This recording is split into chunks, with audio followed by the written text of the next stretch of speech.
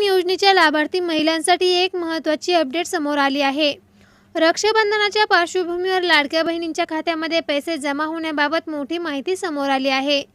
देवेंद्र फडणवीस यांनी एका कार्यक्रमात बोलताना सांगितले की राज्यातील मोठ्या संख्येने लाडक्या बहिणींच्या खात्यामध्ये 3,000 रुपये जमा करण्यास त्यांनी सांगितले आहे।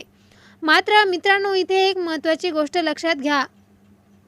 प्रत्येक महिलेच्या खात्यात पैसे जमा झाले आहेतच असे समजू नका। तुमच्या खात्यामध्ये रक्कम जमा झाली आहे की नाही हे तुमच्या बँक खात्यात स्टेटमेंट किंवा बँकेचा मेसेज तपासून निश्चित करा। फडणवीस यांनी सांगितले आहे की लाडकी बहीण योजना पुढे देखील सुरू ठेवणार असल्याचा सरकारचा दावा आहे।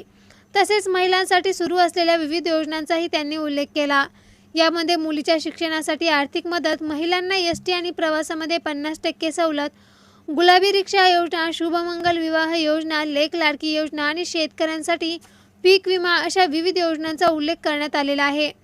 विशेष म्हणजे लाडकी बहीण योजना बंद करण्यासाठी काही जण न्यायालयात गेल्याचा आरोप देखील त्यांनी केला आहे। या योजनेवर स्थगिती येऊ नये यासाठी सरकार न्यायालयामध्ये कायदेशीर लढाई लढणार असल्याचे त्यांनी सांगितले। त्यामुळे लाडक्या बहिणींसाठी सध्या सर्वात महत्त्वाची गोष्ट म्हणजे तुमच्या खात्यात पैसे जमा झाले आहेत का हे तपासणे गरजेचे आहे। जर तुमच्या खात्यामध्ये 3,000 रुपये जमा झाले असतील तर बँक स्टेटमेंट त्याची नोंद तपासा। काही महिलांच्या खात्यात पैसे उशिराने जमा होण्याची शक्यता असू शकते। मित्रांनो, रक्षाबंधनाच्या निमित्ताने मिळणाऱ्या या रकमेबाबत अनेक दावे सोशल मीडियावर फिरत आहेत।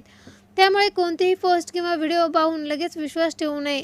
अधिकृत माहिती आणि आपल्या बँक खात्यातील व्यवहार